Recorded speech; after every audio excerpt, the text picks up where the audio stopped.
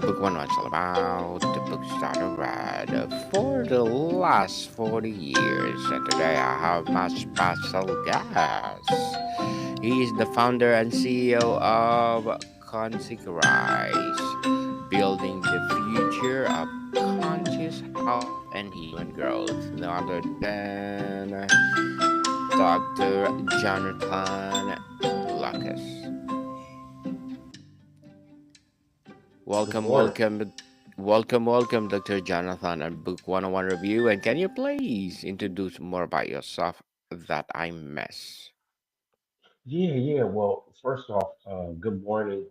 Thank you for having me on your show, and thank you again for the wonderful work that you are doing to bring new information, new knowledge, and new readings to certain people that they may not have access to. So, thank you for that personally. Just a little bit about myself. I My background is in higher education. So prior to doing the work that I am doing now, I was on the path of being a university president. And while I was working, I got this big vice president role and job, and essentially ended up having a health issue. And after that health issue of understanding and seeing how hard it was to find trusted and vetted people outside of traditional medicine. So, going through that process of people trying to scam me, I started a company called Rise, which is focused on conscious growth. And we make sure that as you're going through any type of situation, that you have the services, the community, and the support you need to get through it. So that's a little bit about me, why I started the company, and then I have my PhD is in research.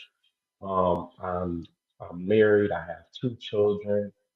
We have a dog. So it's that's just a little bit about my life.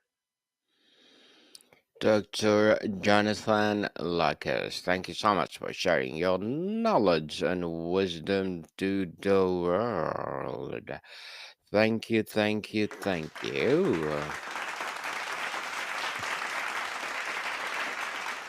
You're welcome. And today let's talk about finding purpose in the hard stuff, lessons on healing, faith, and resilience. So tell us, when people are in the middle of their hard stuff, it can be difficult to even articulate what's happening. How do you help someone name the specific nature of their pain? Is it a loss of identity, a crisis of faith, or a deep betrayal? That is that's an excellent question. Um, Depending on people's situation, it could be any of those things. And I think from what you were saying, like how people, kind of get through and process those things. I think that the first thing for me when we come to purpose, we have to realize that everything that we go through, everything that we experience, whether we think it's positive or negative, we like it or don't like it, is tied to a particular lesson. So each experience, everything that we go through was tied to a particular lesson. And in many cases, and many times, which I personally believe, if we can find, if you see yourself in a particular situation that you don't necessarily like or may not feel, if you can understand what the lesson is behind that experience, then that then not only helps elevate the experience in regards to giving you a different perspective on it. So I think it's during those times of when we are feeling bad, when we are feeling upset, or betrayal or lack of faith, as you mentioned, it's those times for us to understand why we are experiencing this particular thing. And then as we do that, we start to feel better. And I think there's kind of a number of ways that you can go about doing that. By some people mention meditation, breath work. One of the books that I mentioned that I enjoy is the book on dream analysis or active imagination. which allows the person uh, uh, a pathway to have the ability to communicate with the parts of their self, the part of their self or selves that they are feeling not in connection with. So to go back to your question, it could be any of those different things. But the part that I believe is helpful whenever you're going through those situations is to find the lesson behind that experience. And then I would say, most importantly, finding the love in the moment, because no matter what situation it is, there's love there. And if you don't necessarily feel like you can find that love, then that's the opportunity for you to put love in that particular situation. Interesting, Dr. Jonathan. And our culture often rushes to fix pain. Why is granting ourselves and others permission to not be resilient, to fully feel grief and anger, such as critical first step in healing process? Yeah, I think those feelings and emotions are helpful because they give kind of the breadth of energies and experience that's available. But I think we also have to understand that those feelings and emotions of anger, sadness, and things like that, or those more lower vibrational feelings, are part of the process and the journey. And I think once we really start to see um, how those experience and things that we have um, are specifically tied to things that I mentioned before that we need to learn. And once we go through all of these things, I kind of look very simply that everything that we experience is energy, right? Everything I'm made up of energy, you're made up of energy. So even the things that happen to us, they're energy, but it's our perspective and life experience that is assigning emotions to that experience, right? So, as we know, we go through those things when we look at kind of the scale of emotions and how those scales even correlate, those emotions correlate to the colors of the rainbow, right? So, if you look at those lower energies like anger, right? Sadness, despair. They're in those red, orange, yellow, but when you look at those emotions such as love, joy, bliss, they're vibrating higher. So I look at these different range of emotions as a way for us to be able to experience, but to be able to learn from all of these. And to also know, as I mentioned, that everything that is happening is energy. And it's our experiences that are assigning emotions to that.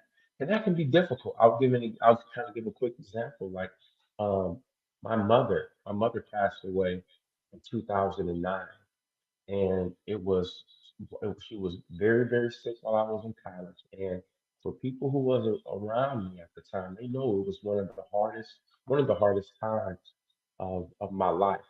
But one of the things that I learned kind of during this process is I look at us going through these things, and I'm specifically talking about the loss of someone because that was a catalyst for me to start looking at things differently, to start looking at purpose. And I think about it in regards to education, or let's say if you're taking a test. And many times, if you're taking a test, the teacher, the professor, once you finish that test, will let you leave the class early. You don't have to stay in the whole class until everybody finishes the test, especially if you've already finished your test and you've done everything you needed to do. And I look at that the same way in regards to death. Like, that was so difficult for me. But I realized that my mother, and as well as other people, they've had the lessons that they needed to learn. They've taken their tests, they've passed it. And passing is being able to move on to the next stage of spiritual and conscious evolution, regardless of course, how we feel while we're still here. So having that perspective, of course, did not necessarily make my mother be physically here, but it did give me a perspective that she doesn't really go anywhere. If everything is in energy, yes, she may not kind of physically be here where I can touch, but all of the thoughts, the lessons and experience and insights that I learned from that relationship that we had and that she taught me is all energy is embedded in me. So even when we have someone who has lost or we who have moved on, they're very much can still be alive because their energetic presence is still here. And that's a different perspective of knowing that I may not be able to just verbally talk to my mother, but those I can there are still ways to communicate by looking deeper into myself and knowing the lessons that I learned and what she taught me. Dr. Jonathan, hardship often makes us feel utterly alone, yet it is a universal human experience. How do we bridge that gap between feeling isolated and connecting with shared humanity of suffering? Oh man, that's a really great question. So you're right. There is loneliness is a trait, and I can say as we start to elevate our consciousness and we start to focus on things that are important to us, that does not mean that people who are in our immediate communities, our friends, are raising their consciousness too. So you're 100% right. Once I started kind of taking on these more different perspectives, I did start to get very, very lonely. But again, I look at that loneliness kind of on a scale of emotions is as part of a process. And it becomes helpful because if you're not lonely, or if you don't feel loneliness, then how do you understand the need of wanting to be in community? So a lot of these things, we know are opposites, and we know how strong opposites are in physics, right? So um, you're able to experience one to be able to have further appreciation for the other, and so community does become important. I believe when you're doing any type of of work and you're progressing to be able to feel a part of something. And I want to say one of the things with Concy Rise, we do offer like multiple free communities that people can join and be a part of because when you're going through something difficult, many times the people in maybe your friend group or your family may not be able to relate to that situation. So there may not be people that you can actually talk to or have an experience with that you actually know. So communities are very important. When I was going through my health issues, I couldn't talk to anybody about that because they didn't have it and they didn't necessarily know what I was experiencing and going through. But I ended up finding a community with people who did understand, who did know. So I would say it's all part of that a process of being able to experience and understand those full emotions. But it's I believe to help appreciate community, the value of community by having an experience of of being lonely. And then last thing that I'll say to that is in regards to experience those emotions. And I'll say this really quickly. One of the things that I did for my 38th birthday was I experienced hypnosis and I had a past life regression. And one of the things with the hypnosis, when you do that, you can experience memories from a previous life. And for me, when I did that, I was previously a corn farmer. I did not have any family. I did not have any friends. It was a very, very lonely life. So I'm mentioning this because you mentioned loneliness. And that one of the things that I learned from that experience, because I am a very outgoing person. I like to talk a lot. I like to talk to people. That experience really not only taught me loneliness, but one of the things that I learned after having that life, and I even still think about now, is it taught me the value and appreciation of communication. And when you are communicating with someone, it gives you an opportunity to learn and grow that you can't necessarily do when you're in silence, when you're just alone, when you're in silence, and even conflict. Conflict gives an opportunity to understand the other's perspective. So when we're looking at loneliness versus community, I think it's also important to understand while you may be going through that particular season that you're going through an experience, the lesson that's tied to it, it's like I said, to understand that when we have these times of loneliness, it's for us to be able to have a greater appreciation for the community that we will experience. Mr. Jonathan, tell us the phrase finding purpose in hard stuff can sound trite to someone in pain. How do you distinguish between toxic, everything happens for a reason, and a genuine, hard won sense of purpose that emerges from suffering? Yeah, yeah. So I would say like um that's a great question. Like suffering and those experiences are part of the refinement process, right? Even when you think about how things get refined, how things get purified, right? You think about like gold and purification process. And typically with any purification process, there's heat, the things are clean, and it's a very uncomfortable process, but it allows one to be able to grow. So when we talk about like finding purpose, I think when we're going through difficult experiences, those are breadcrumbs that are leading us on the path of finding what our purpose is, finding why we are here. And without those situations, then we don't have that life. And I'll give kind of an example. If we think about a child, let's say maybe a 10-year-old kid, and there's two 10-year-old kids. One of them is in a facility. Let's say maybe they're in a facility, a mental facility where they don't get much interaction. They're in the room with padded rooms, and they don't have a lot of interaction with the outside world. Well, let's take another 10-year-old that, let's say, is going to school, interacting with people more frequently, and going through communication and conflict and things happen. Now, what we have is two 10-year-olds, right, that may look the same, physically look the same, but their experience is vastly different. And the reason it's different is because this one, right, the one that has had more interaction, more refinement, more things, um, they're on a path of being able to find their purpose more because they've experienced more. And I think that becomes an important for us to understand that experiences of refinement are not easy.